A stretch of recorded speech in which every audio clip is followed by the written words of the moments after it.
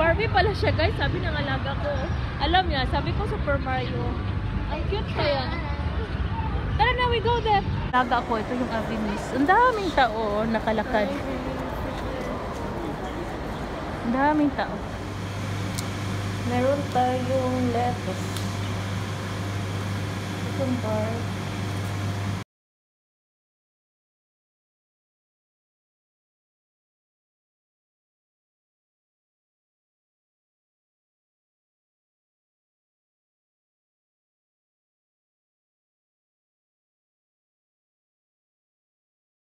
Afternoon. So today's lunch guys, gagawa ko ng ayan, buttered chicken. So ayan yung pang ano niya, yung parang sauce niya. So ayun na yung chicken natin, na marinate na natin yan, tas na prito na ng ano half. So lagyan natin ng coconut guys, yung ano, yung buttered chicken ko. So ayan na guys, oh naka-ready na yan. Tas ihalo natin yung coconut powder, yung ginamit ko guys kasi gusto ko yung powder. And then, may ano din tayo, cashew nut. Nilagyan natin ng cashew nut. So, may mga spices yan. Kamatis. At ayun guys, nag-ano din ako ng salad. Yung yung lettuce. Ayan, yung bell pepper, cucumber, at yung ano nila.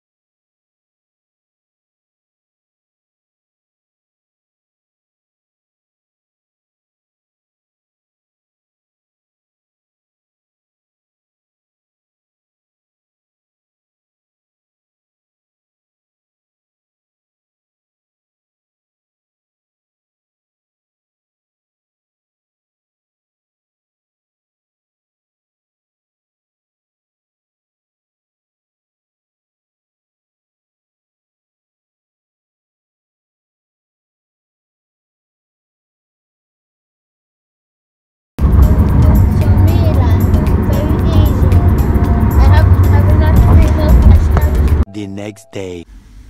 Good morning guys. Ayan, gising na si Dangsme, ang katulong sa Kuwait. Eto na naman tayo guys. Kahapon, di ba naggala kami sa mall, naglaro yung alaga ko. Guys. Tapos meron kami mga na mga papremyo. So ayan, iniipon ko kasi para naman sa susunod na magpa-cargo ako, meron na naman akong mailagay kahit ano lang, meron akong maidagdag. Gamit naman din siya guys. So ayan panalo kami ng ganito guys. Yung matibay pa naman siya yung meron lagyan ng pangalan dito, yung i-ano mo po sa sa luggage mo or sa bag, tapos sulatan mo siya ng pangalan. Ito yung kabit niya maganda siya guys, matibay, goma kabilang tayo. Ito siya, free to sa McDonald's, yung bibili ka ng Happy Meal, tapos meron ito.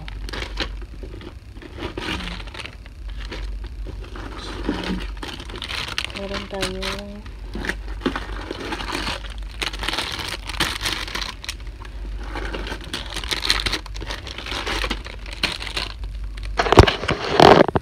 guys, meron tayong 5. Oh. So, mag-isa-isa na yung ano ko dito, yung pamangkin ko. Tapos, pag uwi ko din, isabit ko to sa luggage ko para may parang ano yun, yung ilahanan sa bag mo, diba? O, gamit din yung papremyo. Sayang yung pera na pinaglaro ng alaga ko. Ang laki ng ano ng pera, kalahating sahod ko guys. Ganyan sila dito. So, ngayon guys, maligo na ako para naman magtatrabaho na naman. Mag-alas 9 na ng umaga.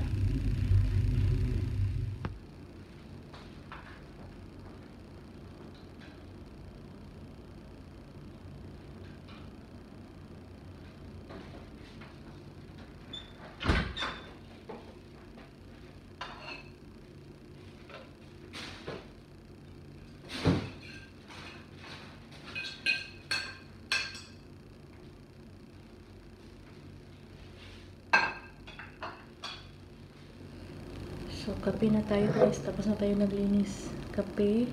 Diretso na lang tayo kain ng breakfast. Breakfast. Yung tirang kanin kahapon. Tapos yung butter chicken. Ang init kasi iniinit ko. Tapos may konti tayong cucumber.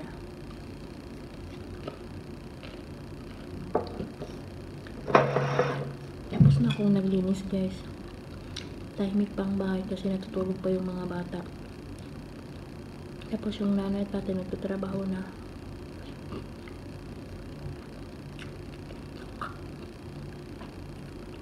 Rice is life.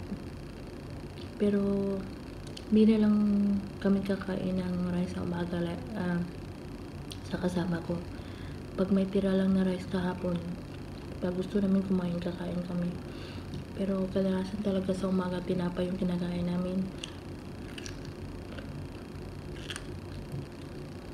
Parang gusto ko kumain guys kasi masarap yung ulan butter chicken.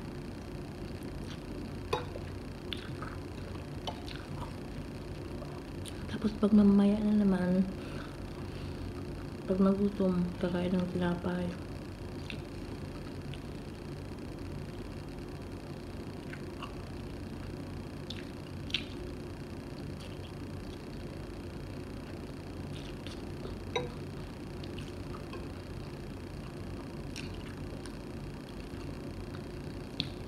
Ganito lang kasimple ang buhay, katulong simple. Sa mga ano guys, sa mga maswerte na amo.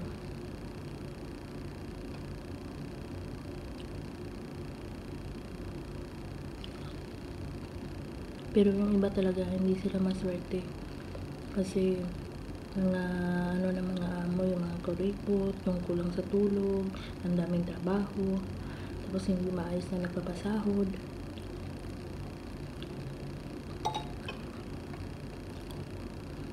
At marami naman din mababait na amo din dito sa Middle East. Kagaya ng amo ko. Umaalis kami kasama yung alaga ko. Hindi kami pinapagutuman. Kahapon, diba? Naglaro kami doon sa mall. Doon kami nag-lunch sa McDonald's. Doon kami nag-dinner sa McDonald's.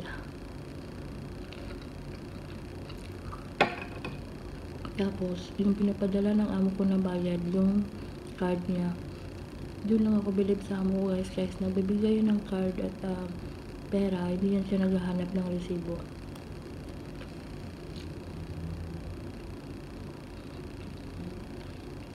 Kasi matiwala sila.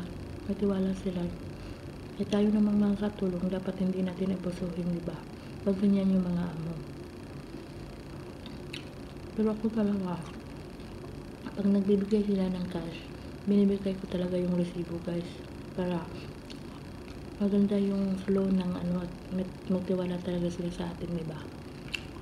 Pero hindi siya kagaya ng ibang amo na nagtatanong-tanong na magkano yung nagastos mo, ganun, magkano yung sukli. Yung amo ko wala. Ilagay mo lang sa lamisa, tapos wala na, yung ganun lang. Pero kung card naman, hindi na ako nagbibigay ng resibo kasi nakikita nila kasi automatic kasi yan pag nagbabayad ka, alam nila kung magkano nagastos mo.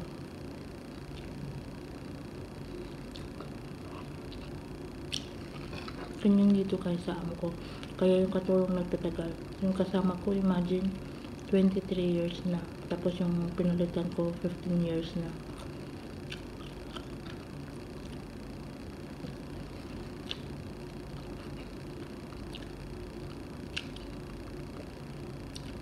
Busog niya ako guys sa kadaldal. So, ganun pa rin. Magpasalamat tayo sa Panginoon. Kasi, binigyan pa rin niya ako ng mga bait na amo. Salamat din para sa mga patuloy na nag-subscribe guys. Pasensya na kayo yung video ko parang walang kwenta. Pero para sa akin, memories ko na yan sa buhay ko dito sa Kuwait bilang isang katulong. Ngayon yung kinain ko guys, ng kape. So, shout out sa mga lahat na nanonood at na nagsusubscribe sa akin. Alam nyo guys, ang saya ko kasi kulang na lang yata ng $7 yung earn ko sa YouTube ko. Kaya kahit wala akong views, nag-upload pa rin ako ng video para darating siya ng $100. Kaya nagsisikap ako tawag doon na nag-upload ng mga video para naman kahit pa paano aabot siya ng 100 tapos pwede mo na yung makuha yung sahod, diba? Ilang taon ko din yung pinag-ipunan, 2 taon yung $100. Hindi naman kasi viral yung video natin at hindi naman tayo kagaya ng iba na mga ano na dyan, diba? Kaya okay lang yan, pang memory sa buhay at least. At maraming salamat. See you to my next video guys.